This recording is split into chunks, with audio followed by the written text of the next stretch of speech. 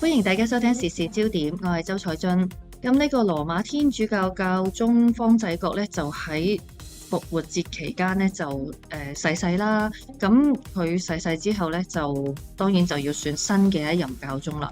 咁邊個會成為新任教宗咧？其實咧，除咗全球成14億人嘅呢個天主教徒咧會關注之外咧，其實所有人咧都好值得關注嘅，因為咧天主教啦係喺成個政經關係啊或者國際政治之中咧都有舉足輕重嘅地位嘅。咁如果講翻方濟各教宗咧，佢本身係嚟自呢個拉丁美洲嘅，係呢個成千年以嚟咧首位非歐洲嘅一個教宗。咁佢2013年開始任職啦。咁而嚟到今次咧，到底會係邊一個國籍啊，或者邊個族裔嘅教宗會繼任啦，或者佢嘅取態係保守定係開明啦，都好受到全世界嘅關注㗎。咁咧，我今日咧就邀請咗啦，位於多倫多嘅鹽與光天主教傳媒機構中文節目製作人 Rodney 梁樂賢嚟同我哋講下咧選教宗嘅呢一件事嘅。Rodney 你好。你好，Iris，多謝你邀請我做呢個訪問。係，咁咧，我咧就想咧，首先了解下咧，就係嗱，天主教咧選教宗咧，係我哋知道係一個亦都幾繁複嘅過程咁樣嘅。佢咧會透過一個叫樞密會議咁樣咧，就去選教宗嘅。咁其實你預計咧呢一次嘅選舉需要幾耐咧？你可唔可以講下呢一個選舉嘅過程其實係點嘅咧？可以啊，其實樞密會議咧就係一個選舉教宗啦，嚇。咁但係咧，講究竟選幾耐咧，可長可短嘅，係冇人能夠可以預測得到咧。究竟佢選呢個教宗嘅會議嘅結束日期係幾時嘅？但係咧，我哋可以諗諗，而家咧正值係教會慶祝緊禧年啊，呢個 Jubilee Year 咧，咁其實有好多活動咧都需要有教宗喺度嘅，有好多嘢都要佢做啦，譬如咧封聖一啲嘅真福啦，做聖人啦等等。咁咧，所以有樞機咧就會希望能夠盡快選到一個教宗，但係同時咧有啲樞機亦都推測嗱，今次嘅選舉會議可能會長少少喎，因為點解咧？因為有133個樞機喺度咧，同埋教宗方濟各咧喺過去嘅擢升樞機嗰度咧，都擢升一啲嚟自唔同世界角落嘅人啊。因為包括咧偏遠嘅地區啊，所以佢哋唔係咁認識啦，所以就會透過呢一啲嘅時間去認識多啲，然之後去理解大家咧對教會嘅理念啊，或者將來啊會有啲咩嘅發展啊等等。咁所以就有書記就會認為會長少少啦，有啲書記就會我哋都得㗎啦，盡快啦，咁啊就透過祈禱啦去做。但係我哋要明白理解一樣嘢就係樞密會議咧唔係一般嘅政治領袖嘅選舉。一般人可能諗即係選個總統啦，唔係，而係咧佢係透過聖神嘅工作啦，咁樞機咧去分辨點樣同全球嘅信友啦去祈禱啦，係靠聖神啦去引領出一位咧合適嘅人選去領導教會咧走向呢個未來嘅。同時咧就唔好忘記教會嘅傳統同埋嘅訓導。咁呢個咧就唔係單單係人嘅意願，而係透過天主係天主嘅意思咯。為有信仰嘅人嚟講。咁其實咧，據講咧，就從前試過非常之耐先會選到啦，可能會呢個歷時會幾個月咁耐嘅。咁你覺得今次又會個需要嘅時間要幾耐先選到新嘅教宗咧？今次就我覺得咧就真係唔知啊，即係可長可短啊，即係未必好似上次教宗12年前教宗方濟各咁一段比較長少少嘅時間啦嚇。因為頭先都講咗，因為正值禧年啦，所以咧就可能會快少少啦嚇。不過要有待究竟係佢哋嘅過程係點樣啦。咁其實講翻個過程啦嚇，conclave 即係拉丁文嘅 conclave 啊，咁即係話咧。嗰條門匙咧，嗰個鎖匙咧，關上嘅意思啊，即係話咧，佢入咗去裏邊之後咧，就完全唔可以同外界接觸噶啦。即係裏邊包括唔可以話有手機啦，唔可以有電腦啦，甚至乎睇報紙都唔得嘅。咁淨係咧係做投票呢一件事嘅啫。咁啊入到去西斯丁教堂之前咧，咁就會書記就會集合啦，然之後咧就行喺個地點喺個保祿小堂嗰度集合，然之後就行過去西斯丁教堂嗰度咧就進行呢一樣嘢嘅。咁然之後入到去西斯丁教堂嗰度咧，阿禮儀長咧就會講句話 extra omnes，就係話無關嘅人迴避，請迴避咁樣。所有咧唔關事嘅，包括有啲神父啊或者係工作人員啦，唔關事嘅可以離開啦。但係關事嘅咧就係書記們咧就要留翻喺度。咁一閂門之後咧，佢哋就會咧進行宣誓。嚇咁啊！進行宣誓咧，就會由呢一個嘅最資深嘅書記開始啦，去做呢一個宣誓嘅。咁啊，當中咧亦都有今日啦，啱啱出咗啦，就係下晝嘅時間啦，亦都有咧一啲工作人員咧都要宣誓嘅。咁點解咧？因為佢哋確保佢哋唔會泄密啊！嚇，包括有咩工作人員咧？譬如有廚師啦，有啲醫護嘅人員啦，等等啦嚇。咁呢啲咧都會安排咧佢哋住喺梵蒂岡裏邊咧去做呢一個嘅服務嘅嚇。咁所以佢哋咧就要做呢一個嘅宣誓啦嚇，咁就去唔可以泄密嘅。咁啊選舉咧就會喺5月7號舉行啦。咁亦都係我哋知道嚇，當日嘅下晝4點半咧，呢133位嘅選舉人咧就會喺呢個保祿小堂嗰度咧就集合。咁然之後咧就排隊就一齊咁樣咧就列隊進入呢個西斯丁嘅小堂嗰度噶啦。嗱，咁嗰度嘅宣誓咧就講咩咧？就承諾對教宗選舉嘅一切內容保守絕對嘅機密，並抵抗來自外部嘅任何干擾同影響。咁所以西斯丁小堂咧係已經有人咧就 check 咗究竟有冇偷聽器啊等等嘅技術人員咧就係進行緊呢啲嘢嘅。咁所以而家就準備好晒一切準備就緒㗎啦。咁大家可以上網見到一啲圖片啦，都係有一啲嘅放咗出嚟，就話俾你聽已經 set up 好啦咁樣等等。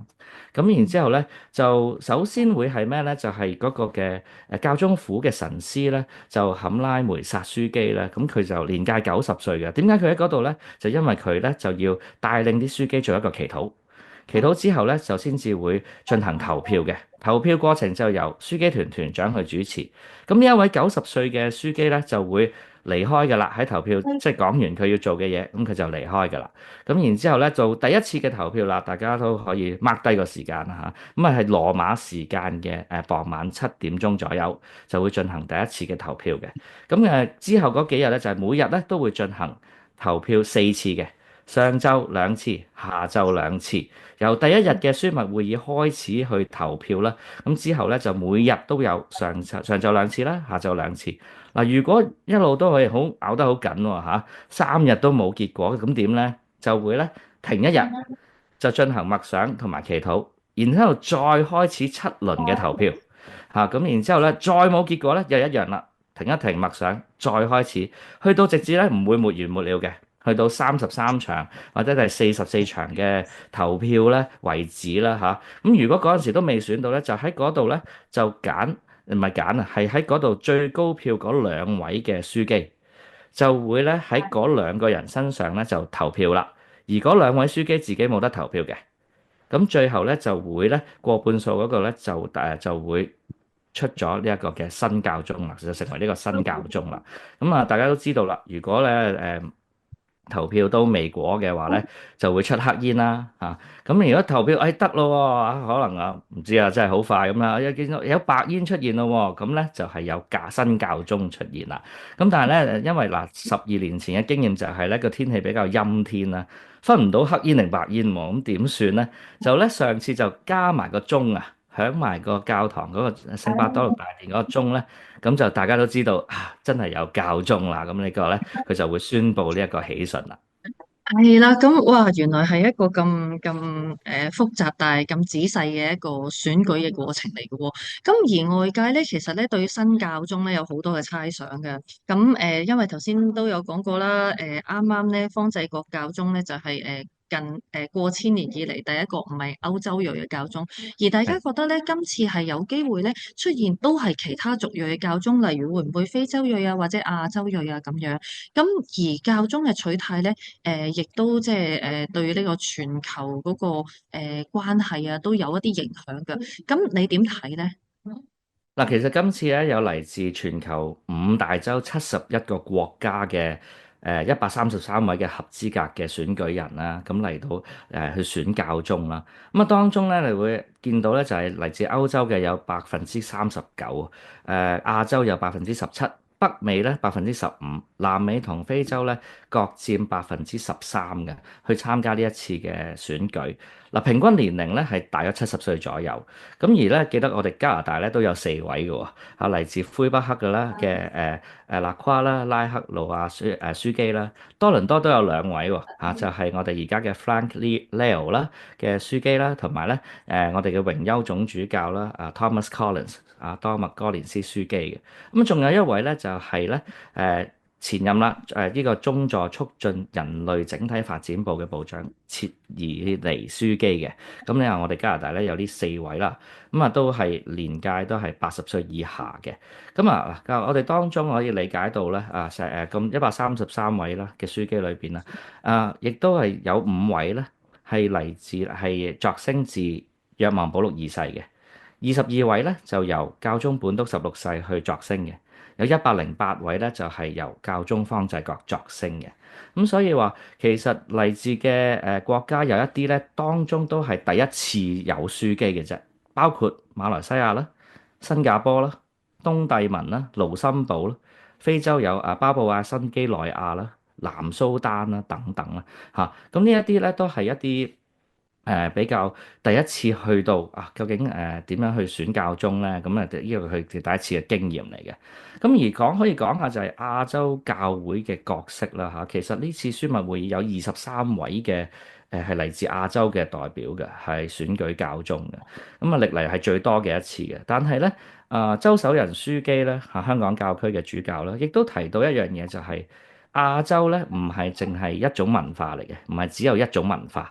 而係咧唔存在咧單一嘅亞洲嘅意識啊，所以咧有一啲嘅共同價值觀，我哋可以咧去探討，譬如和諧啊、共融啊、一啲辨明啊、靈性嘅對話，呢啲價值咧有助於佢哋咧係一個多元建立合一嘅。咁所以你話教宗無論係邊一方面嘅教宗啦，邊一個國家啦，選出嚟嘅都好啦嚇，即係嗰個教宗嚟自邊一個國家都好，佢要面對嘅就係點樣去令到教會合一啊，即係呢一個嘅共融啊，呢個係最大嘅議題。點樣去成為咧我哋人與人之間嘅橋梁啦，都係一個最大嘅議題喺度嘅嚇。咁呢一個咧就係而家佢哋一路傾緊嘅有一樣嘢特別要提咧，就係所有嘅樞機咧都提出咗一個非常之重點啊，就係希望新嘅教宗咧佢能夠咧選到出嚟係唔係一個令到教會能夠唔係令到教會去封閉自我嘅，而係一個走出去帶希望俾人嘅教會，係去貼地嘅嚇，去同人去交流嘅，去對話嘅。咁呢一個咧就非常之重要嘅一個點，我哋可以去細想一下咯。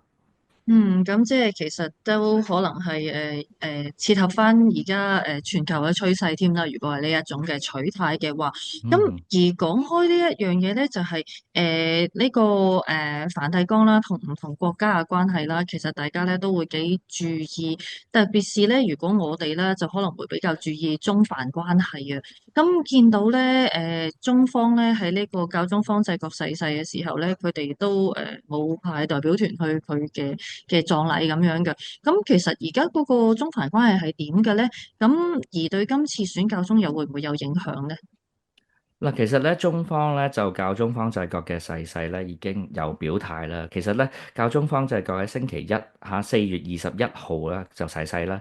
喺22號咧，中國外交部嘅發言人已經喺例行嘅記者會上邊表示咗哀悼。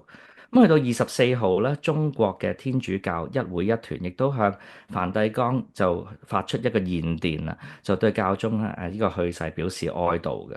咁亦都咧有當地嘅教友啊等等咧，都會進行默哀啦。咁啊，雖然係冇呢個官方嘅代表出席啦，但係唔單止中國，係全球嘅華人教友都會去為教宗去悼念，包括我哋加拿大啦嚇。咁啊，有啲咩咧？譬如有追思嘅彌撒啦，啊，澳門、香港咧都有即刻去做呢件事嘅。但係點樣去理解中梵而家嘅關係咧？其實可以咧係好近嘅啫，就係上年咧嘅10月22號啦。點解咧？因為咧我哋即係教會咧就同呢個中國方面簽成咗臨時協議嘅，延續咗4年啊，延長咗4年呢一個臨時協議啊。咁呢個係非常標誌性嘅一樣嘢，可以睇到咧就係中國外交部發言人亦都喺4月22號嘅記者會上面就話，近年嚟咧中國同梵蒂岡保持建設性嘅接觸，開展咗有益嘅交往，中方願意同梵方咧共同努力，推動呢個中梵關係持續改善。